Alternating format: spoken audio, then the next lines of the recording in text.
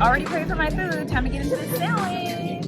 Okay, like, let's just, okay, it's not focusing, but y'all get it. Y'all see it.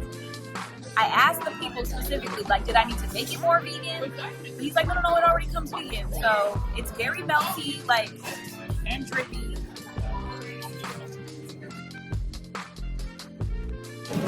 Okay, let's go ahead and get into it. Let's talk about it. Let's use the pop method. So P, for presentation and plating, like, I'm gonna insert a clip, you see it. Like, it's really doing what needs to be done. It's very pretty. We love food that has color, you know, because eating is with your eyes as much as it is like with your mouth. So pop in for that part.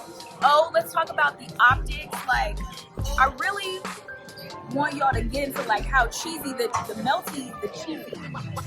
Okay, I'll find a better clip to insert, but that's really giving. And then also smell factor, it smells really good. It's extremely fragrant, like just sitting down. And like I took that one bite and it's like still got a little, it's resonating. Like that one bite is just lingering flavor wise right here on my lip. Thank you. And then P, the last P is for price and for punch. So let's talk about punch because that really gets into the flavor. And in order to do that, I feel like I really need to take another bite before I get into like the flavor. Okay, here's a jalapeno right here that I brought. Okay, I don't really know what to describe this flavor as other than like buttery, but like the kind of butter you get from olive oil. And like the peppers are sweet, which complement the jalapenos to give a little spice. When I ordered the sandwich, they asked me if I wanted mild or if I wanted spicy. If you were looking for spicy, this is not spicy, but it does have a little kick to it.